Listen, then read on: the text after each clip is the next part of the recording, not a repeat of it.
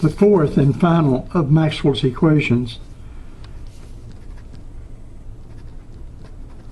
section 32.5, is Ampere's law as modified by Maxwell. Originally, Ampere's law was very similar to Faraday's law. It said, let's take an integral of B dot ds, and let's take that around a closed curve. Remember, ds is a length of curve. And so we have a curve here. There's our curve. And we have a magnetic field, B. And as the magnetic field crosses different areas, like here would be B, here would be an infinitesimal ds, we take B dot ds, B as a vector dotted with ds as a vector, a little length of vector, and add that up all the way around any closed curve. But when we do that, again, remember these are vectors, all of these are vectors, and we add that up around this closed curve, we will get mu naught times I, the current that flows in this wire. So the current I creates a magnetic field. And this is evident from this law, just as in Gauss's law of electricity we see charges generating an electric field. It is with the Ampere law that we can see that electrical currents generate a magnetic field. It was, however, Maxwell that took these four equations that existed, developed by over 100 years by multiple scientists, and said there's an inconsistency here. And you'll recall his inconsistency was the fact that if I looked at a wire that was carrying a current, I, and creating a magnetic field, which went by the right-hand rule, this would go underneath, because if the current's going this way, we would have the magnetic field come up, so the wire is on top here. This magnetic field B would come around it.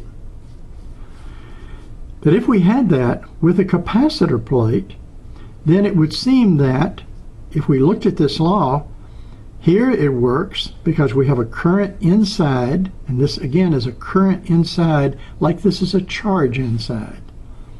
This current here is an inside current. Inside what? Inside the loop.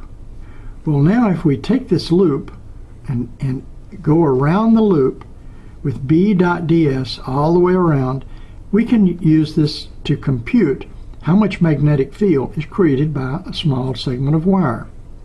Well, if we move that loop up to this point, we can see that suddenly there's no current inside.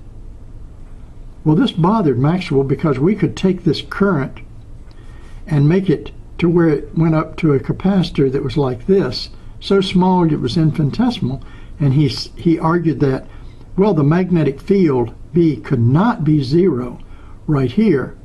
There must be another term there, and he concluded that you have a changing electric field in here. And the changing electric field would in fact give rise to the equivalent of being a magnetic field and acted like a type of current. And this is called the Maxwell displacement current.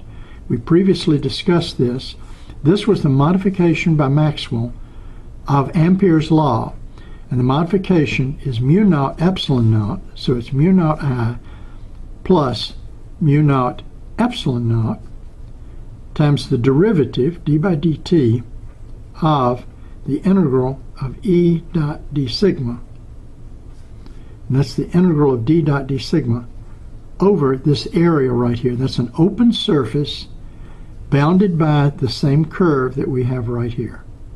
So if this is a curve, and we bring that curve up here, we will find that that curve can have any surface, like a soap film that goes across it.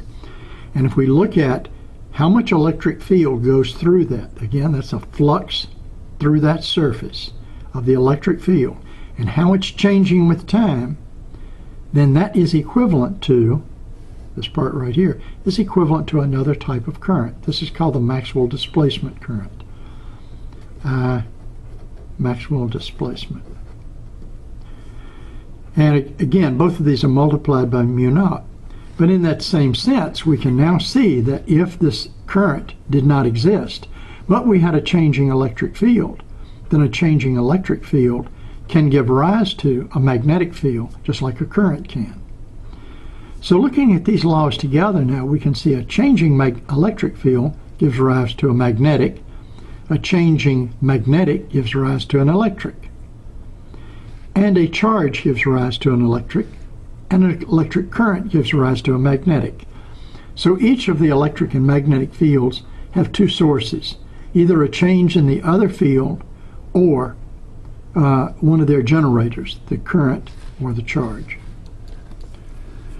With this, Maxwell then published the 4 integrated equations, and believe it or not, there's something astounding. These equations are relativistically correct. Now you can say, how is it possible?